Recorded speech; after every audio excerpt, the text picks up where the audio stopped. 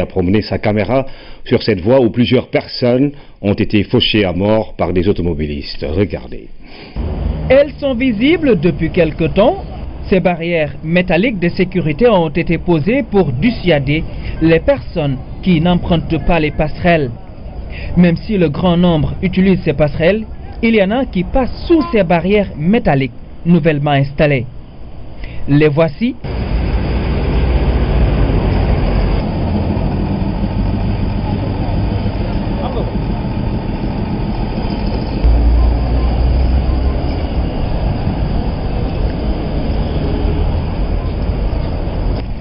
Un acte d'une désinvolture incivique avec toutes ses conséquences, et parfois on mange même tranquillement ces graines d'arachide et ensuite traverser. La seule solution pour régler ce problème, c'était de mettre ces barrières et d'empêcher les piétons de traverser, qui ralentissaient un peu la circulation sur cette axe. On a constaté que les usagers ont continué à passer sous ces barrières. Mais malgré ces mesures de sécurité, certaines personnes passent sous. Fort heureusement, là, des travaux pour contraindre tout le monde à emprunter ces passerelles sont prévus. Là, on a prévu de remblayer tout le TPC pour vraiment les obliger à emprunter ces deux passerelles. Toujours sur cet axe, le flux de va-et-vient des riverains se poursuit. Si toutes les barrières métalliques n'ont pas fini d'être installées, ils enjambent les GBA, les glissières à béton armé.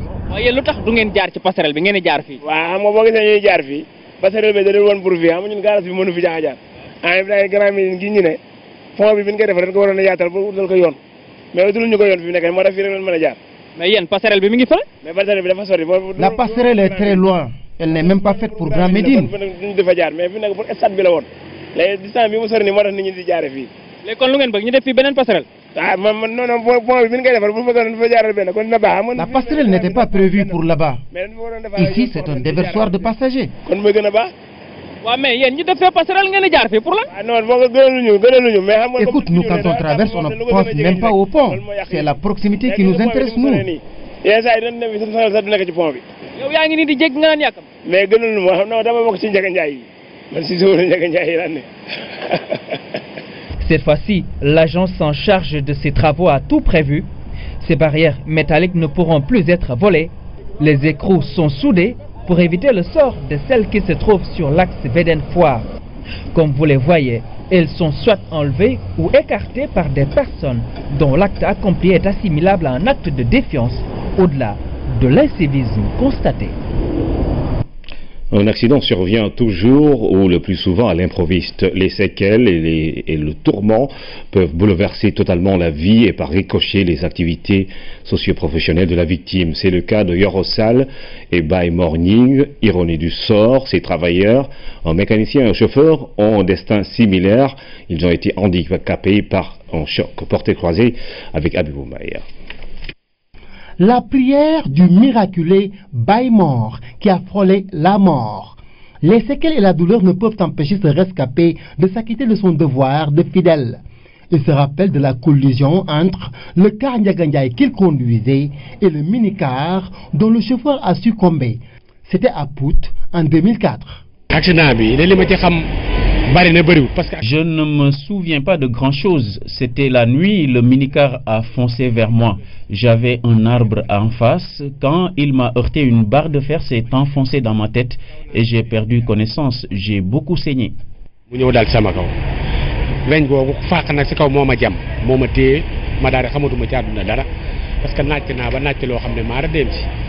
Le crâne fracturé, l'oreille amputée, le séjour à l'hôpital, pas de tout repos car les soins lui ont causé une paralysie qui l'a éloigné du volant. Et depuis lors, faute d'assurance adéquate, ce sont ses collègues qui le soutiennent pour nourrir ses 2 femmes et 9 enfants.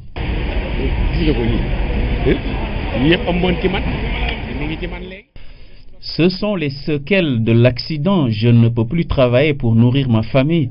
J'aurais bien aimé retrouver mes forces et ma santé, mais c'est le destin. Je ne peux pas voler. Côté assurance, c'est une modique somme qu'on m'a donnée.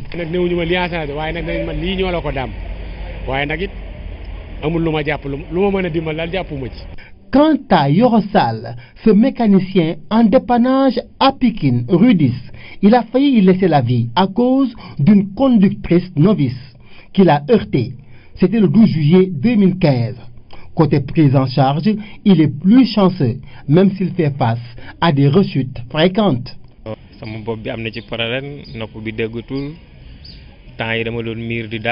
Je traîne des séquelles, j'ai un traumatisme crânien, je n'entends plus correctement, j'ai des migraines, des problèmes cardiaques, l'assurance me prend en charge certes, mais il y a des lenteurs.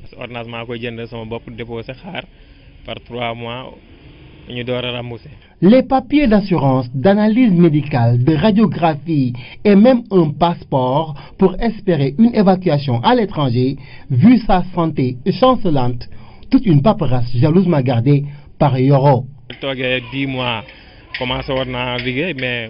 Je suis resté des mois sans travailler. Quand j'ai repris le boulot, je suis tombé 2 fois dans le garage. Mes clients m'ont abandonné. Je dois nourrir une femme et 3 enfants. Si Yoro nourrit un peu d'espoir de voir une meilleure prise en charge, ce n'est pas le cas pour Baymore, qui retourne chaque jour à la gare routière de Colobane avec un espoir toujours au point mort.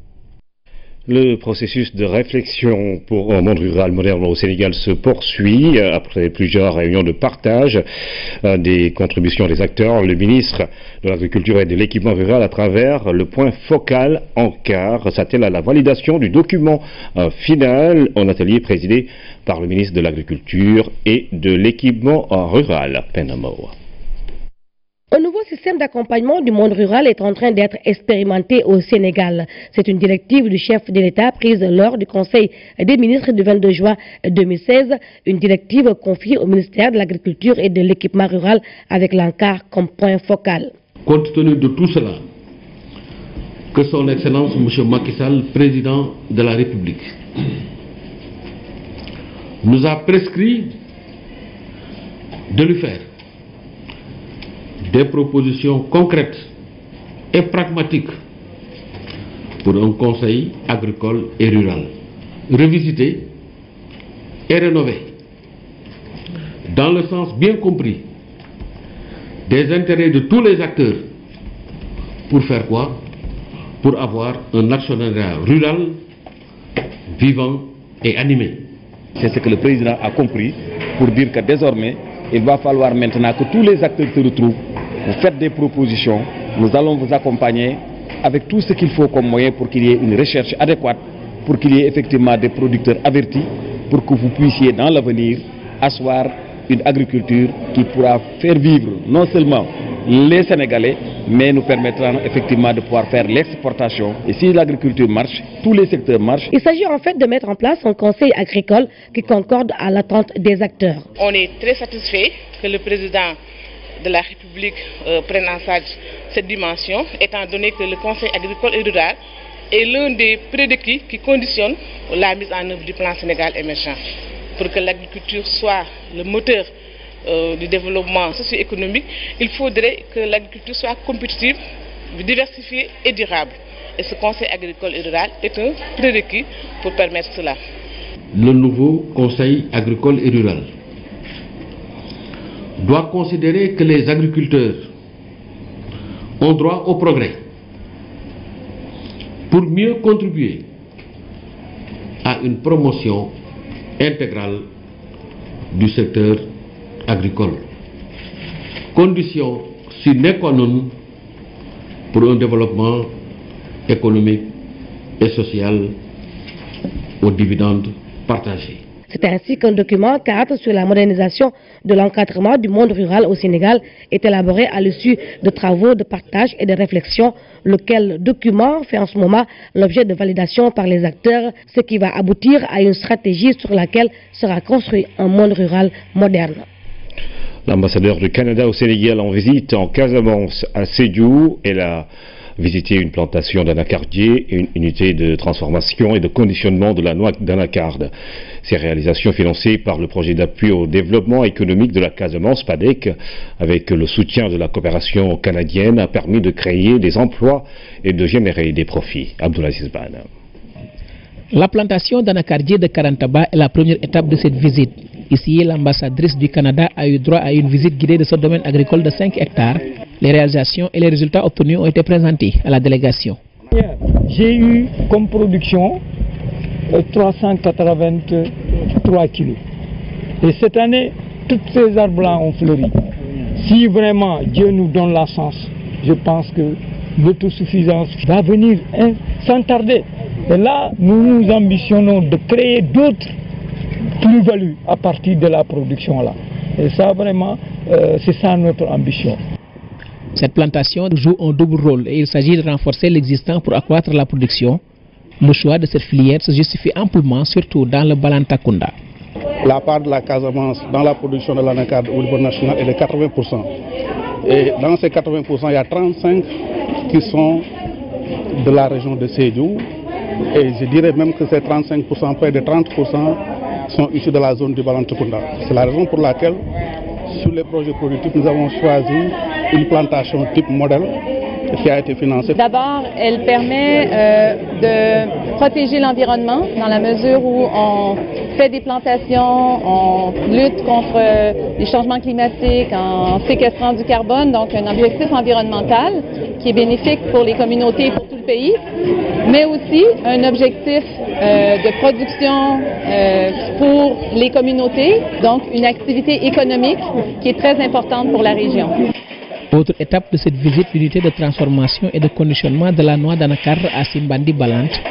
Ici, les femmes s'activent dans le décortiquage et l'emballage des noix d'acajou. On a vu que ça créait de l'emploi pour les femmes. Et on sait très bien que quand les femmes ont accès à un revenu, ce revenu bénéficie à toute la famille. Donc le Canada est très fier de travailler avec ce projet du PADEC. J'ai vu aussi à quel point, pour obtenir de bons résultats, il nous faut l'engagement de tous les acteurs. L'intérêt, c'est pour permettre à l'autorité qui vient nous visiter de se faire une idée sur d'abord la nature de ces sous-projets que nous avons financés, leur envergure, mais également leur impact sur la vie de ces bénéficiaires qui sont soutenus. Avant de quitter la capitale du Fuladu, l'ambassadrice a signé le livre d'or de l'unité. Après Sédhiou, c'est la région de Ziguinchor qui va accueillir la délégation pour des visites dans les unités de transformation et de conditionnement du miel. C'est l'une des premières mesures dans la mise en œuvre de la stratégie du Sénégal pour faire partie du top 100 du Doing Business en 2018. Le port autonome de Dakar et l'APIX lancent le guichet unique. L'objectif est de faciliter les procédures administratives et aider le Sénégal à intégrer justement le top 100 de ce classement d'ici 2018-2019. Pour l'instant, un comité de pilotage dirigé par la douane est mis en place. Il est chargé de réfléchir à la création rapide de ce guichet unique. Dans le cadre de la mise en route des réformes du plan Sénégal émergent, le gouvernement a adopté une feuille de route pour améliorer l'attractivité du pays pour plus d'investissements privés. Ainsi, le programme de réforme de l'environnement, des affaires et de compétitivité a permis dans sa première phase au Sénégal de se rehausser dans le classement Doing Business de plus de 30 places avec un progrès de plus de 6 points sur la façon de faire des affaires pour les PME. La feuille de route donc des 25 mesures de 2018 et qui permettra d'impacter au moins 5 indicateurs des 10 que j'ai indiqués plus tôt. Si on déroule ces mesures, on impacterait positivement 5 indicateurs. Une fois que votre plan a impacté positivement 5 indicateurs, vous êtes éligible aux 10 meilleurs réformateurs au monde.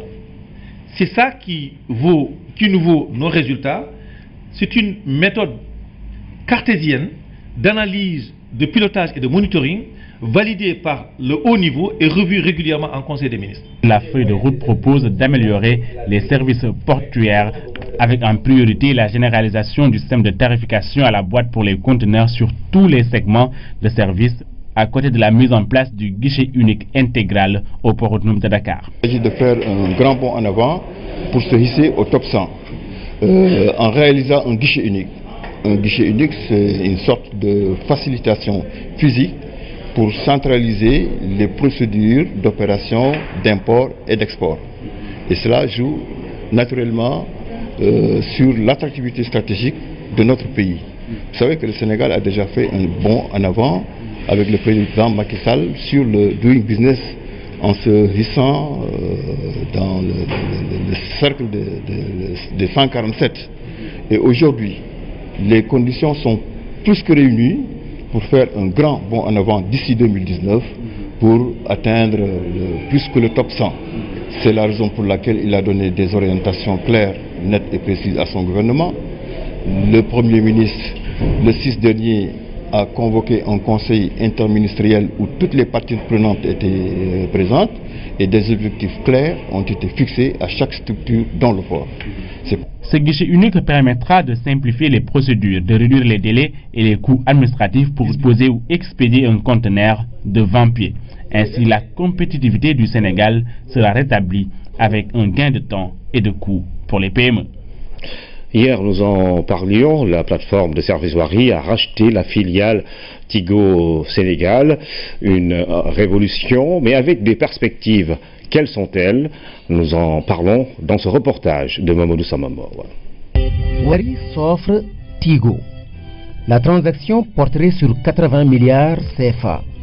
L'entreprise que dirige le jeune Sénégalais Kabirou Mbodj se positionne ainsi comme opérateur global en matière de plateforme digitale. Ce que nous avons racheté, c'est pas seulement Tigo, Tigo c'est Sénégal. Nous avons racheté Millicom, la société qui détient Tigo et les différentes entités de Millicom. C'est ce que le groupe Wari a racheté pour encore créer encore plus de valeur ajoutée pour les populations. Pour acquérir Millicom, Wari a certes casqué fort, mais aussi fait dans de l'audace. Justement, les Africains pensent qu'il y a des choses pour lesquelles ils ne sont pas faits. Nous avons voulu, à travers cette acquisition, montrer qu'il est temps, c'est le temps de l'Afrique. Aujourd'hui, il faut que ce soit le temps des Africains. Donc que les Africains se réapproprient leurs économies, aller gravir ces montagnes et aller prendre des parts de marché et reprendre des parts de souveraineté. Kabirou Mbodj tient cette ambition de la nécessité de sauvegarder la souveraineté numérique africaine. Il est aidé en cela par l'environnement des affaires au Sénégal. L'environnement des affaires a vraiment évolué et on remercie pour ça les autorités pour avoir créé un environnement un peu plus propice avec le Doing Business. Ça permet justement d'avoir cette audace-là. Ça permet de se dire c'est possible de le faire. Nous allons conquérir des marchés pour apporter un peu plus de confort et un peu plus de richesse pour nos pays. Une réussite sénégalaise qui profite à plus de 60 pays à travers le monde et avec le rachat de Millicom, Wari signe une grande première pour une entreprise sénégalaise ou africaine, à savoir le rachat d'une multinationale. En Afrique du Sud, le Sénégal a décliné les contours de son nouveau code minier lors du Salon international des mines à Indara. Les dispositions inscrites dans ce document ont suscité l'intérêt des participants. C'est ce que nous dit notre envoyé spécial en Afrique du Sud, Fanta Badji. Un potentiel minier exploitable, une situation sociopolitique stable et un environnement des affaires propice à l'investissement. Au Mining Indaba cette année, le Sénégal a opté pour une démarche offensive. Nous avons présenté le Sénégal, nous avons présenté les projets que nous avons. Les retombées maintenant, on les verra d'ici 1 an, d'ici 2 ans. Parce qu'en fait, comme on aime souvent le rappeler, beaucoup de ces projets, c'est lors de ces salons qu'il faut les présenter. L'édition 2017 du Mining Indaba coïncide avec la réforme du code minier.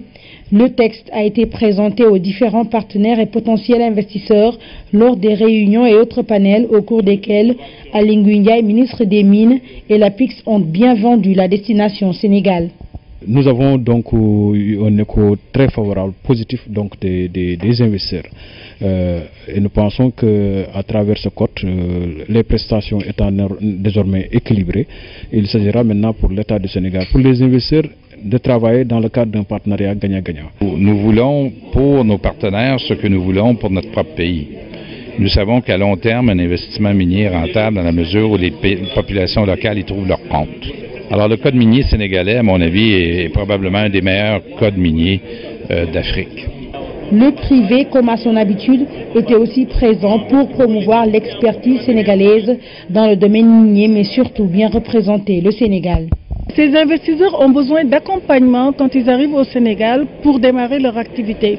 Ils ont besoin d'accompagnement de la phase projet jusqu'à la phase maturation. Et nous sommes là pour leur offrir des services d'études, des services d'ingénierie, d'assistance conseil et de formation et renforcement de capacités. Et notre participation ici est une promotion du Sénégal parce que nous offrons déjà des services de qualité qui font que le Sénégal est attractif. Nous avons accompagné beaucoup de grands projets. Depuis 70 ans, nous accompagnons des projets industriels majeurs au Sénégal et par le Sénégal. Tout au long de cet événement, le stand sénégalais très attirant n'a pas désempli. La délégation du ministère des Mines a enregistré beaucoup de contacts. Beaucoup d'intérêt a été manifesté plutôt pour la destination Sénégal.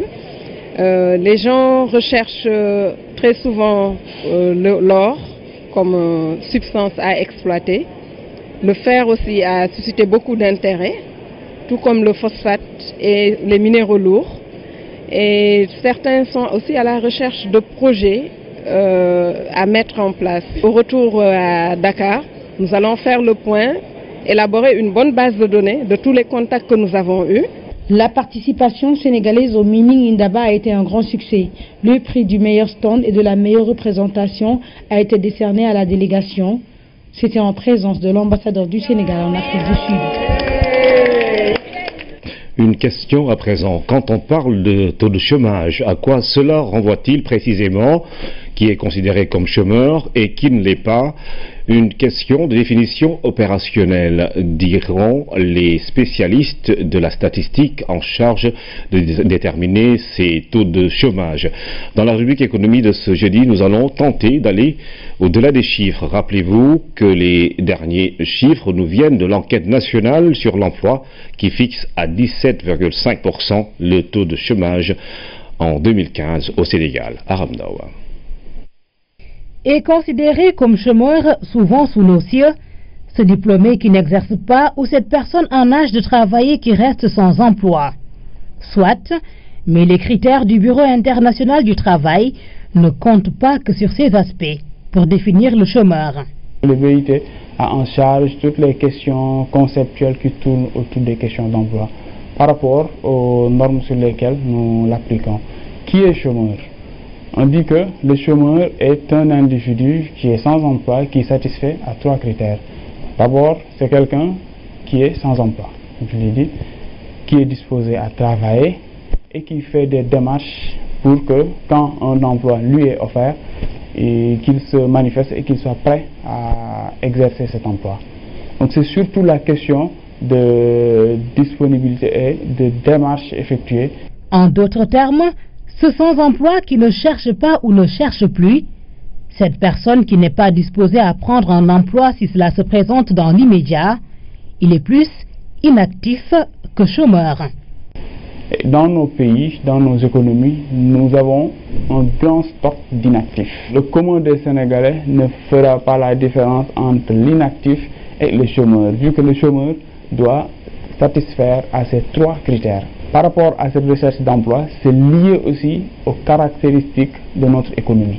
Notre économie est à plus de 90% basée sur l'informel. Ce qui fait que les canaux de recherche même des fois existent mais ne sont pas connus. C'est ce qui décourage certains pays, sortent les statistiques sur le chômage et sortent aussi les statistiques sur les chômeurs découragés, par exemple. Et donc, ces chômeurs reconnus comme tels, ils sont 15,7% au Sénégal en 2015. C'est ce filtre-là qui fait que cette population paraît faible. Mais en réalité, ce n'est lié qu'à une définition opérationnelle qui est appliquée par tous les pays et pour des besoins de comparabilité internationale. Cette définition devrait être respectée par toutes les institutions nationales de la statistique. Ces résultats découlent de la première enquête nationale sur l'emploi au Sénégal, enquête qui concerne les personnes âgées de 15 ans et plus. L'âge, justement, une autre norme internationale, une autre réalité de nos pays. Les critères internationaux nous exigent de sortir ces statistiques pour les personnes âgées de 15 ans et plus. Maintenant, pourquoi nous mesurons la situation de l'emploi pour les 10 ans et plus? Pour prendre en compte nos réalités. Nous pouvons prendre par exemple le cas du transport. Vous voyez les cars rapides, on a les coxeurs, les apprentis. Des fois, on en trouve des enfants qui ont moins de 15 ans. On en trouve beaucoup qui ont entre 10, 11, 12 ans. Et si on les sort, on fixe notre critère pour les 15 ans et plus, automatiquement on va les perdre.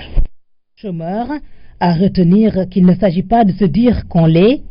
Il faut donc le manifester, non pas seulement par son inactivité, mais par sa disponibilité à prendre un emploi et à en chercher surtout. Ce que n'intègre pas forcément l'usage commun. Le taux de chômage au Sénégal, c'est bel et bien 15,7% selon les chiffres de l'ANST. Le directeur général de l'Agence pour la promotion et le développement a visité ce mercredi le centre des métiers du village de Ndem. Ce déplacement entre dans le cadre d'une tournée nationale. Au terme de sa visite, le directeur général de l'APDA s'est dit séduit par le savoir-faire des artisans de la localité et promet d'apporter son soutien. Thierno Diallo. Ndem, à 11 km de Bambey. Dans ce village, l'artisanat occupe une place importante. Son centre de métier, créé en 1986, emploie plus de 220 personnes, des salariés fixes. Le modèle inspire aujourd'hui l'Agence pour la promotion et le développement de l'artisanat. Les artisans ont besoin de solidarité, d'une chaîne de solidarité. Et cette chaîne répond à la liasse que nous détenons au niveau du ministère, c'est-à-dire la formation, la certification, la labellisation et la commercialisation. Et aujourd'hui, si vous venez à Ndem, vous verrez toute cette chaîne-là mise en place.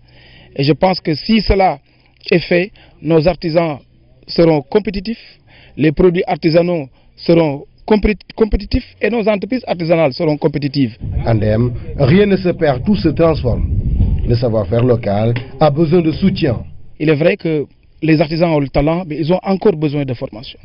Ils ont le talent, mais ils ont encore besoin de marché pour la commercialisation de leurs produits. Et je pense que cela passera nécessairement par la labellisation, nécessairement par l'institutionnalisation du Made in Sénégal. Et je pense que nous allons y travailler. La spécificité d'Ndem, les populations mangent local, s'habillent local, le tout avec des produits locaux. On fait du Made in Sénégal, donc tous les produits que vous voyez ici à Ndem, donc c'est fait ici. Et on a même le coton qu'on cultive ici dans un village.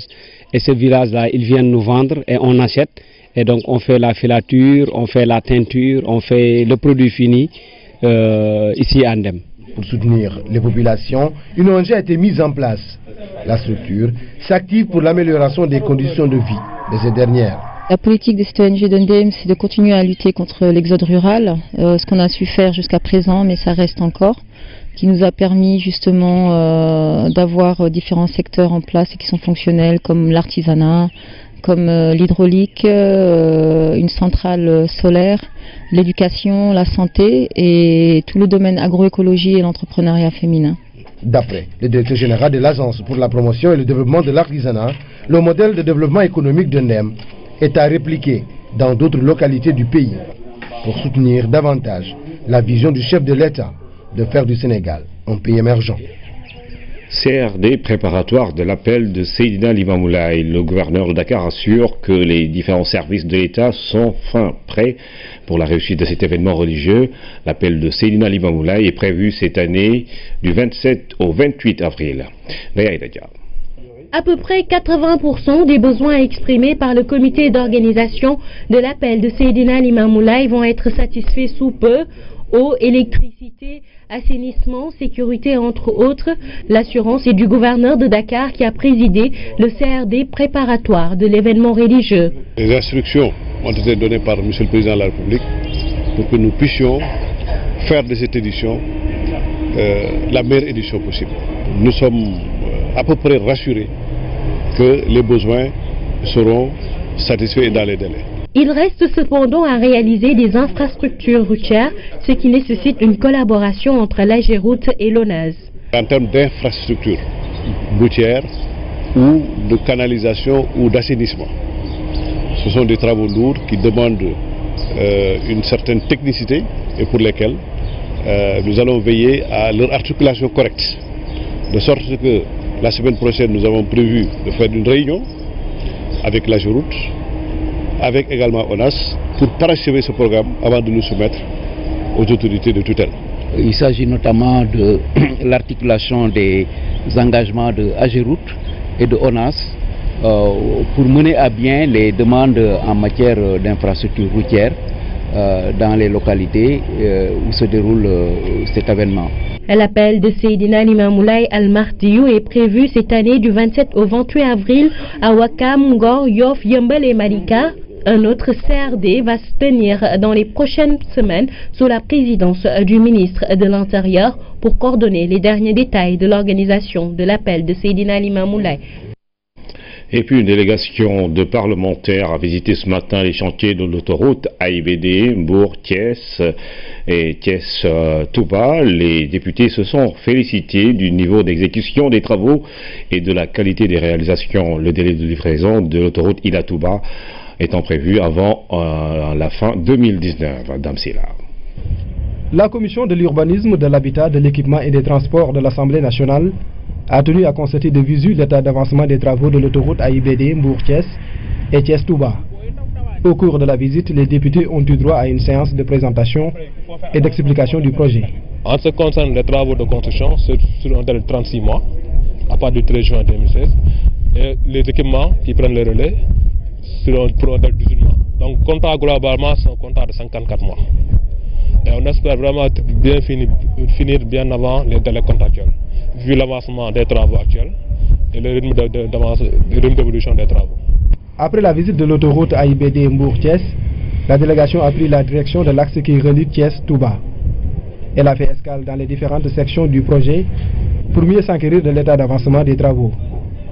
Dans cette autoroute dénommée Ila-Touba, le taux de réalisation est de 40%. Je suis agréablement surprise parce que je n'ai jamais imaginé que l'état d'avancement de Ila-Touba et des chantiers était à ce niveau. Et je crois que vous imaginez la satisfaction de tous les députés qui sont avec moi. Vous avez vous-même entendu les gens qui ont été impactés par l'autoroute Ila-Touba. Ce sont eux-mêmes qui ont dit qu'ils ont été indemnisés. Et au-delà même de leur espérance, et au-delà même de la valeur de leur terrain. Vous avez entendu quelqu'un dire qu'on va donner 6 millions.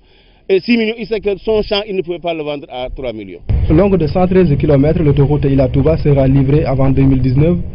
Un délai avancé grâce au dynamisme des entreprises chargées des travaux et de la bonne assistance de l'AGEROUTE.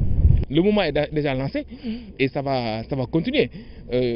Aujourd'hui, l'année prochaine, en 2018, on va arriver à Mbour et on ira à Kaolack, à Tambacounda, donc à Ziguinchor. Donc tout ça, ces projets-là sont en cours d'étude. Ce ne sont pas seulement des idées que nous lançons en l'air comme ça, mais ce sont des projets qui sont en train d'être réalisés. La côtière qui relie Dakar, Saint-Louis et qui va aller aussi jusqu'à la frontière avec la Mauritanie, Rosso aussi, est en train d'être étudié. Le gouvernement du Sénégal a pour objectif de réaliser 800 km d'autoroute d'ici à 2030. Ce vaste programme à court et moyen terme permettra de relier les grandes villes du centre et du nord du pays.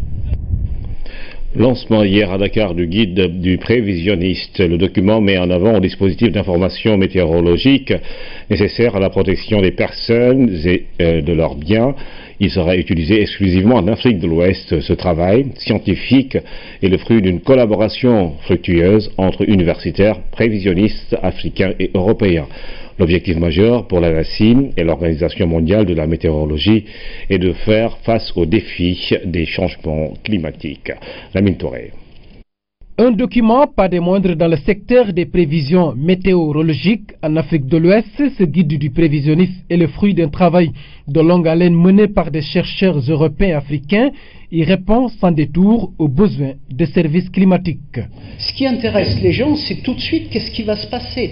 S'il y a un événement très très fort, des inondations, est-ce que c'est normal? Est-ce que c'est lié au changement climatique? Donc cette demande de services climatiques, elle se décline vraiment à toutes les échelles, mais elle se décline aussi bien à l'échelle de demain.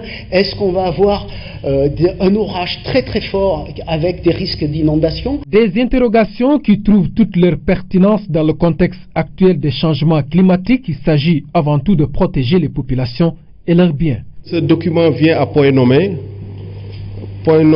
au moment où, comme vous le savez, les informations et prévisions météorologiques sont devenues indispensables à nos sociétés, qui sont devenues très vulnérables au changement climatique, à la variabilité climatique, mais également à l'augmentation des phénomènes extrêmes que vous connaissez tous, les fortes pluies entraînant des inondations, des vagues de chaleur que nous avons également vécues, mais également des vagues de froid, sans oublier les fortes houles qui ont été notées récemment à Dakar. Pour lancer cet outil, diplomates universitaires, personnels de l'ANACIM ont tous tenu à assister à la cérémonie, une cérémonie qui traduit ici l'élan de partenariat qui a soutenu cette production. J'aimerais aussi situer ce projet dans le cadre de la promotion que nous faisons à l'ambassade des partenariats entre les chercheurs et les institutions de l'enseignement supérieur ici au Sénégal et en Grande-Bretagne. Et j'ai noté que le professeur Parker a cité The Walker Center, et j'ai remarqué aussi que Rosalind Carnforth est un des contributeurs à votre livre ici. La météorologie a toujours été un peu le parent pauvre dans notre zone. Premier ouvrage de portée mondiale va contribuer à faire connaître davantage la situation climatique de notre région. L'Afrique de l'Ouest fait face ainsi au défi du changement climatique dans la rigueur scientifique. Ce guide du prévisionniste sera actualisé en fonction des innovations du domaine de la météo. Le centre cardio-pédiatrique de l'hôpital de Fann est déjà fonctionnel depuis le 16 janvier 2017. Les patients ont été opérés. L'objectif est de faire 1000 interventions par an. 20 déjà l'ont été. Le ministre de la Santé et de l'Action sociale ainsi que le ministre conseiller Youssou N'Dour ont effectué une visite sur les lieux. Suivant le ministre de la Santé au micro de Aminata Mbengue Fall. Depuis un mois, on opère. C'est une fierté. C'est une fierté pour le Sénégal parce qu'un partenariat que l'on accueille, si ce n'était pas dans de bonnes conditions, peut-être que les partenaires seraient partis depuis longtemps. Mais on voit que ça continue. Et l'objectif est d'opérer au moins 1000 malades par an. Donc ça veut dire qu'on démarre. Il faut dire aussi que ce ne sont pas des malades seulement du Sénégal. Les interventions se feront sur des enfants qui viennent pratiquement de toute la sous-région. Et donc, avoir un centre, parce qu'on parlait d'Abidjan, de cardiovasculaire, de chirurgie cardiovasculaire, c'est ce que le professeur Ndiaye a depuis plus des dizaines, je ne sais pas, 15 ans peut-être. Mais avoir un centre de chirurgie pédiatrique cardiaque, ça c'est autre chose. Et la technologie que j'ai vue encore aujourd'hui, vraiment me permet de dire que nous devons avoir vraiment la tête haute. Ça, c'est un exemple de collaboration, mais c'est un exemple aussi de réception, parce que quand vous avez un don, quand vous avez un appui, quand vous avez un partenariat, il faut être capable de le gérer. Ce que j'ai vu aujourd'hui, beaucoup d'enfants qui ont des malformations congénitales, qui sont nés avec des malformations, des enfants qui normalement ont une espérance de vie très courte, parce que quand on a un cœur qui ne fonctionne pas, vous ne pouvez pas avoir une longue vie. Et donc cette chirurgie va leur permettre, Inch'Allah, d'avoir une longue vie, comme tout le monde. Ce qui n'était pas possible, sauf pour ceux qui ont eu la chance d'aller en Europe et se faire opérer. L'actualité internationale pour terminer, elle nous mène en France, en Côte d'Ivoire et en Gambie. Le mandat des troupes de la CEDEAO a été prolongé de 3 mois renouvelables. Seydina Alioune Fall. La mission militaire déployée en Gambie par la CEDEAO pour renforcer la sécurité du régime du président Adama Barrow a été prolongée de 3 mois, a indiqué la présidence. Le mandat des troupes de la CEDEAO en Gambie a donc été prolongé de 3 mois renouvelables. Une reconduction qui intervient après que le commandant de cette force en Gambie, le général François Ndiaye, eut récemment annoncé une réduction progressive des troupes ouest-africaines. En Côte d'Ivoire, le calme est revenu ce jeudi à Adjaké. Les discussions entre le gouvernement ivoirien et les militaires des forces spéciales se sont déroulées normalement afin de mettre fin à la mutinerie de ce corps d'élite qui a commencé mardi. Les forces spéciales sont une unité d'élite de l'armée directement impliquée dans la sécurité proche du président ivoirien. Les autorités ont promis d'améliorer les conditions de vie de toutes les forces de sécurité. Une explosion s'est produite ce jeudi matin dans la centrale nucléaire de Flandre.